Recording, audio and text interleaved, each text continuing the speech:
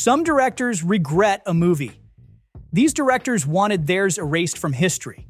One had its entire ending butchered in the edit. Another was such an embarrassment, it killed an entire studio. And then there's the film that even Francis Ford Coppola couldn't save. These aren't just flops, they're movies so humiliating their own creators disowned them. This sci-fi thriller had everything going for it. Big budget, Oscar-winning cast with Charlton Heston and Jack Palance, a high-profile director. And yet, the one thing it didn't have was a movie worth watching. A group of astronauts is sent to space to stop a solar flare from wiping out Earth by dropping a giant bomb into the sun. If that sounds familiar, that's because Danny Boyle did the exact same thing in 2007 with Sunshine, and that flopped too. Hollywood never learns. The production was such a train wreck that director Richard Sarafian wanted nothing to do with it. He straight up disowned the film and slapped the legendary Alan Smithee credit on it, the go-to fake name for directors too embarrassed to put their real names on disasters. And just to put the cherry on top, Solar Crisis tanked so hard that the Japanese investors, who were so confident in its success that they announced a theme park based on it, had to scrap everything when the movie made just $1.6 million against a $55 million budget. Michael Mann is one of the greatest directors alive. Heat, Collateral, The Insider. The man does not miss. But back in 1983, he made a horror movie so messy, so disastrous, he spent his entire career pretending it never happened. That movie is The Keep. Mann didn't even want to make a horror movie to begin with. He straight up told Film Comment before it came out that the genre appealed to him not at all, which probably should have been a red flag. The movie itself is about Nazi soldiers occupying a Romanian fortress, only to accidentally unleash an ancient evil that starts tearing them apart.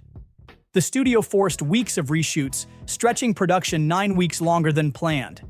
Then, Mann couldn't make up his mind on how the monster should look, so the special effects were constantly being redone.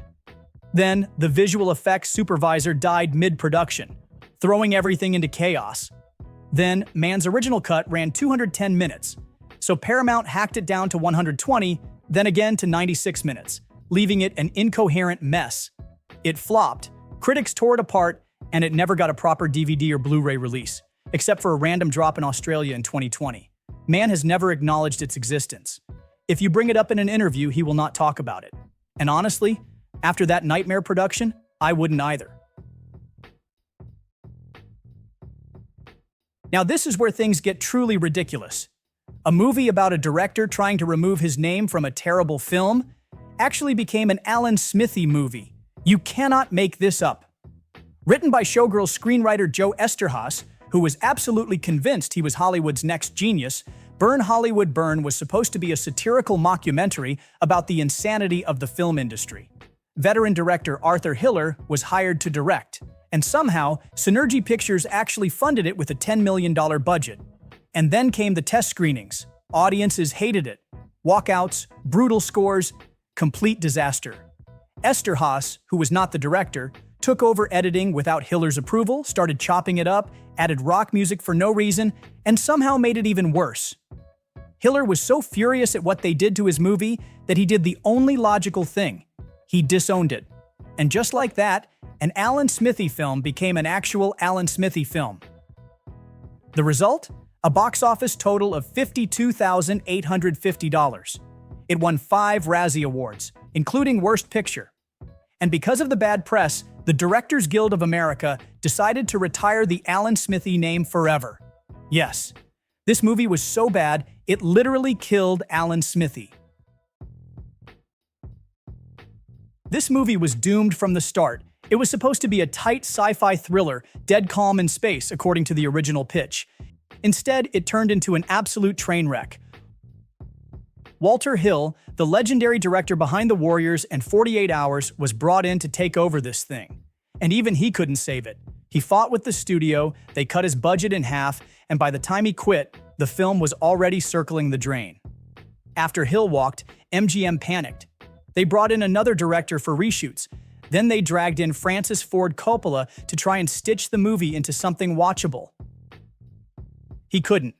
2 years behind schedule, the movie was finally dumped into theaters, where it made a glorious $14 million against a $90 million budget. Walter Hill was so embarrassed, he took his name off the film entirely and used the pseudonym Thomas Lee.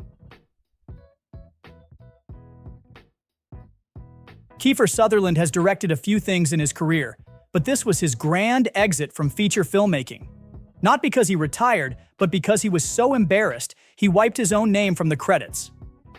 Sutherland not only directed Woman Wanted, he also starred in it, opposite Holly Hunter and Michael Moriarty. Hunter plays a housekeeper caught in a weird family rivalry between a widower and his adult son. It's a romantic drama that nobody asked for, nobody saw, and apparently, even the director hated. How much did Woman Wanted actually make? A whopping $55,431, against a $15 million budget. And sure, plenty of movies have flopped harder, but this one holds a special place in history. It was the last film ever released under the Alan Smithee pseudonym, not exactly the legacy Kiefer was hoping for. For 10 years, fans begged for a third Hellboy movie with Guillermo del Toro and Ron Perlman. And what did they get instead? A disastrous reboot that made everyone involved immediately regret their life choices. Neil Marshall, the director, had made some fantastic horror films before this, but by the time Hellboy was released, he wanted nothing to do with it. He called it the worst professional experience of my life, which is a pretty bold statement coming from a guy who worked on Doomsday.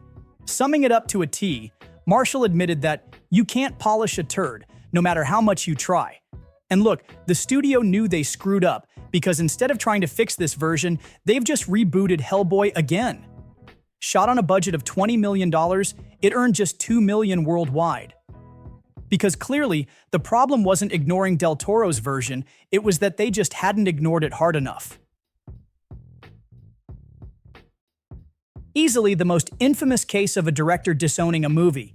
David Lynch has never minced words about how much he hates this movie. He calls it the lowest point of his career. And you can't blame him. The guy spent years making Dune, only to realize, too late, that he had zero control over the final cut. He'd signed a contract that let the producers do whatever they wanted in editing. The movie bombed with critics, bombed at the box office, and left Lynch so bitter he refused to talk about it for the rest of his life. When they re-edited Dune for TV, Lynch wanted nothing to do with it.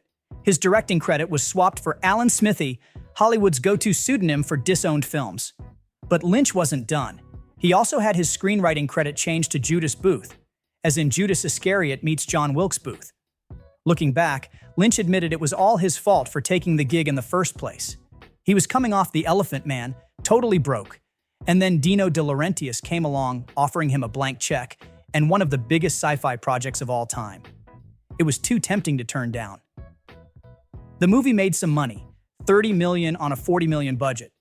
But between the studio interference, the botched special effects, and the fact that Lynch never got to release his own version, it's still a legendary Hollywood disaster.